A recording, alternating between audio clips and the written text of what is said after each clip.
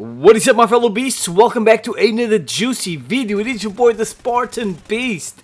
Today I played some Call of Duty 3. I was trying to play it on multiplayer, but it seems that I was the only man on planet Earth trying to play that game online. I couldn't find a living soul, so I went on custom matches and I was just reliving, exploring all the multiplayer maps, the vehicles, the guns, and I was having a blast. Just walking around by myself, shooting at walls.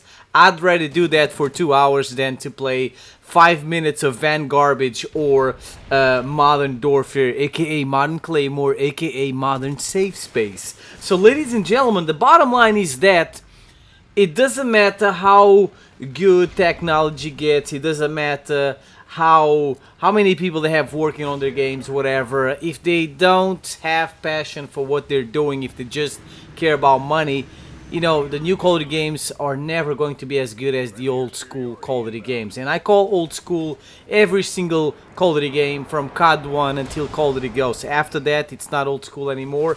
After that, it's a different era. So we had the futuristic era, then we had the return to boots on the ground with World War II and Black Ops 4, and then we have the Warzone era from Modern Warfare,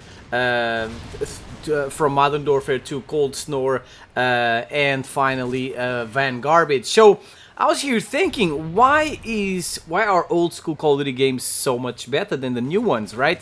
It doesn't make sense because we're getting better consoles, they have more resources, more this, more that, and they just can't capture the magic the old school COD games had. If you ask anybody out there which Call of Duty is the best, they will always mention one of the old school Call of Duty games. Black Ops 2, Black Ops 1, MW2. Why is that? Well, number one, Call of Duty developers back in the day really had passion for what they were doing, unlike nowadays. They just do it for the money. They don't care about what you think. They don't respect your opinion.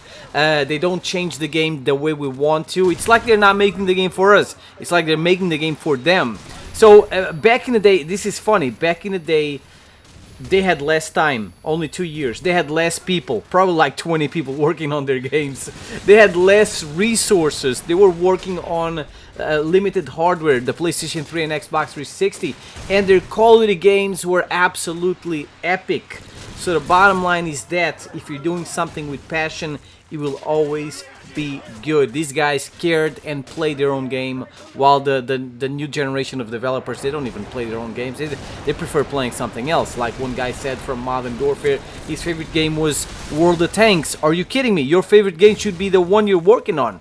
Reason number two of why old is gold. The games actually came out complete, unlike nowadays. They come out at like 15%, with 15% of the of its total content. Back in the day, you were entertained from day one until the last day, because the games came out with over 15 maps, right? And then you had DLCs. The games had over like 50 guns, with all kinds of guns, akimbo pistols, akimbo machine guns, akimbo shotguns, akimbo SMGs. It was crazy. We had flamethrower attachments, we had bayonet attachments, shotgun attachments, all kinds of good stuff. A lot of things to unlock, from emblems, calling cards, pro perks, and stuff like that. And now it's like they release their games with just 15% of its total content, and they save everything else for when, you know, they release DLCs or weapon bundles or stuff like that. Reason number three. Back in the day, you didn't need to put 10 attachments to make your gun good, right? Back in the day, all you needed was one attachment. If you wanted to, you could rock your gun naked without any attachments, and you would be able to fight, to fight a guy with the best gun in the game. Nowadays, if you are someone that just plays the game for like 1 hour against the guy that plays the game 24/7, you have no chance, because he's gonna have like the best 10 attachments for that gun, while you have like 5-6 attachments, or maybe 10 attachments, but they're not the best. You have no chance to compete with these guys. While back in the day, you just needed a silencer, extendo mags, or a red dot. You were good to go. You didn't need to play the game 24/7. Back in the day, it was more fun. Number four, back in the day, there was no sliding, no mounting, no leaning, the like you had leaning. Sorry, you had leaning and mount and sliding in Call of Duty Ghosts, but it was so perfect. It was non-overpowered. That's why no one really used those things in Call of Duty Ghosts. They made it super OP. In Modern Warfare, really, really annoying. It started first, I believe, in Black Ops 4. The sliding there was really crazy. But you know what? I just missed that back in the old Call of Duty games. It was mostly about running and gunning, not about who was sliding faster, sliding at 100 miles per hour. It's even worse in Modern Warfare and Vanguard because people can slide cancel, and that's all they do all the time, and it messes up gunfights. I really do not like it.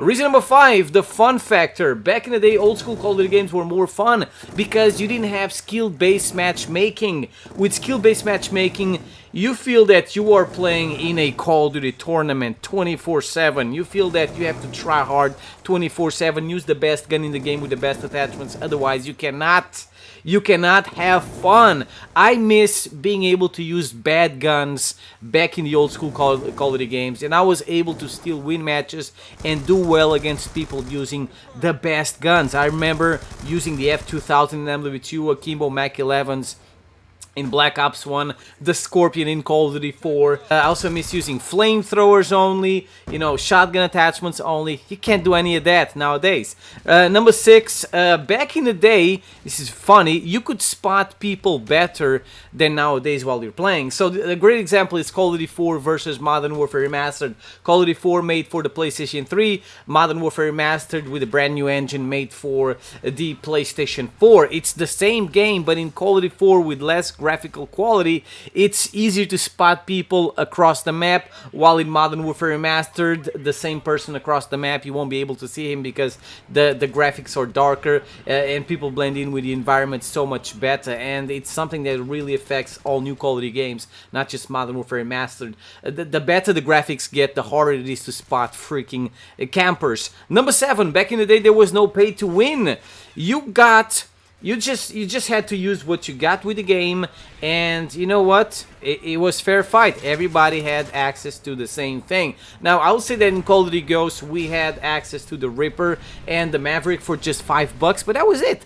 $5. Everybody at some point is gonna have access to $5. But even if you didn't, it was okay because those were not the best guns in Call of Duty Ghosts. Everybody had the best gun in Call of Duty Ghosts, which was the Honey Badger. So I definitely miss the fact that you didn't have to worry about nerds spending tons of money trying to get the best guns in the game and then absolutely destroying you. Number 8, amazing voice acting. Now this is something that really showed how much passion developers had back in the day, because the voice acting was phenomenal. Okay, back in Call of Duty 4, World at War especially, and also Modern Warfare 2, the voice acting was absolutely delicious. In MW2, who does not remember that guy from Spetsnaz, yeah, screaming, enemy AC-130 above! You could sense the fear on that guy's voice, man. He knew he was toast, he knew he was going to die.